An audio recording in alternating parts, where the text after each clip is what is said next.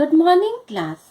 आज की क्लास में हम आपके पाठ्य पुस्तक अनमोल रतन से पाठ संख्या 15 चिड़िया की आंख पाठ पढ़ेंगे। प्रस्तुत पाठ में महाभारत काल की घटना का वर्णन किया गया है। गुरु द्रोणाचार्य कौरव और पांडव राजकुमारों को धनुर्विद्या सिखाने के बाद सभी राजकुमारों को जंगल में लेकर गए। उन्होंने एक पेड़ पर मिट्टी की चिड़िया टांग दी और राजकुमारों की परीक्षा लेने लगी। उन्होंने चिड़िया पर निशाना लगाने के लिए कहा और सबसे पहले युधिष्ठिर को बुलाकर पूछा कि उसे क्या क्या दिखाई दे रहा है। युधिष्ठिर ने उत्तर दिया कि उसे चिड़िया और पेड़ दोनों दिखाई दे रहे हैं। तब द्रोणाचार्य ने उसे हटाकर दुर्योधन को निशाना लगाने को कहा और उससे भी पूछा कि वह क्या क्या देख पा रहा है। दुर्योधन ने बताया कि उसे पेड़, पत्ते, फल फूल और सभी लोग दिखाई दे रहे थे। द्रोणाचार्य ने उसे भी हटा दिया। इसी प्रकार सभी राजकुमारों से पूछते हुए अंत में अर्जुन की बारी आई। अर्जुन से गुरु द्रोणाचार्य ने पूछा कि उसे क्या दिखाई दे रहा है। अर्जुन ने उत्तर दिया कि उसे सिर्फ चिड़िया की आंख की पुतली दिखाई दे रही है। तब द्रोणाचार्य ने उसे बाण चलाने को कहा।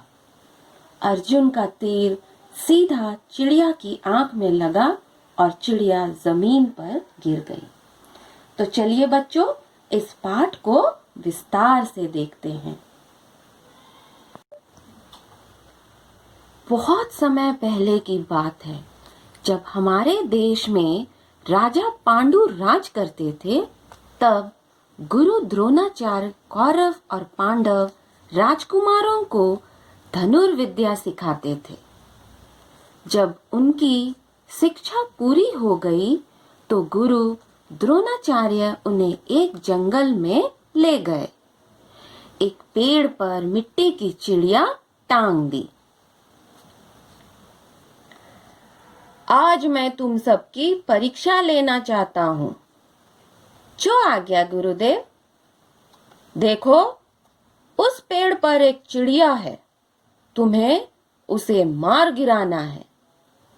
ठीक है, लेकिन बाण चिड़िया की आंख में ही लगना चाहिए। युधिष्ठिर, पहले तुम सामने आओ और निशाना लगाओ। जो आज्ञा गुरुदेव। ठहरो, बाण चलाने से पहले मैं तुमसे कुछ पूछना चाहता हूँ। पूछिए गुरुदेव। क्या तुम उस चिड़िया को देख रहे हो? जी गुरुदेव, वह चिड़िया मुझे साफ साफ दिखाई दे रही है। क्या तुम उस पेड़ को भी देख रहे हो? जी हाँ गुरुदेव। अच्छा, अब तुम एक और हट जाओ। जो आदेश गुरुदेव। दुर्योधन, तुम आगे आओ और निशाना लगाने के लिए तैयार हो जाओ। तो बताओ, तुम्हें क्या क्या दिखाई दे रहा है? गुरुदेव, मैं इस पेड़ की शाखा पर लगे पत्ते, फूल, फल और आप सब लोगों को साफ साफ देख रहा हूं। लेकिन तुम्हें जो देखना चाहिए वह नहीं देख रहे। अच्छा, तुम भी हट जाओ। नकुल, तुम आगे आओ और निशाना लगाओ।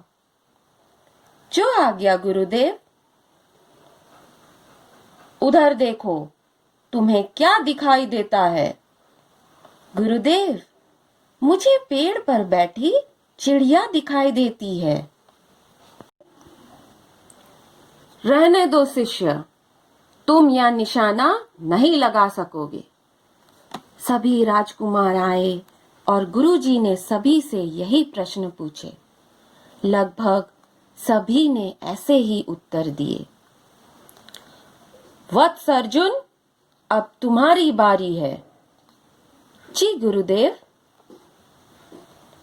अर्जुन, बताओ, तुम्हें सामने पेड़ दिखाई देता है? नहीं गुरुदेव। क्या तुम्हें चिड़िया दिखाई देती है? नहीं गुरुदेव। क्या तुम्हें चिड़िया की आंख भी नहीं दिखाई देती? नहीं गुरुदेव, मुझे केवल चिड़िया की आंख की पुतली नजर आ रही है। बेटा, छोड़ो बाण।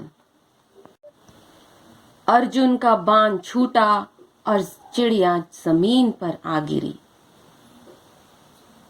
बेटा, तू धन्य है, तू आगे चलकर महान धनुर्धारी बनेगा।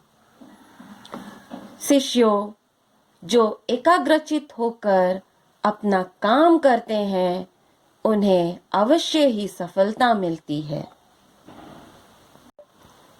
तो बच्चों, इस कहानी से हमें यह शिक्षा मिलती है कि सफलता पाने के लिए हमें एकाग्रचित होकर प्रयास करना चाहिए।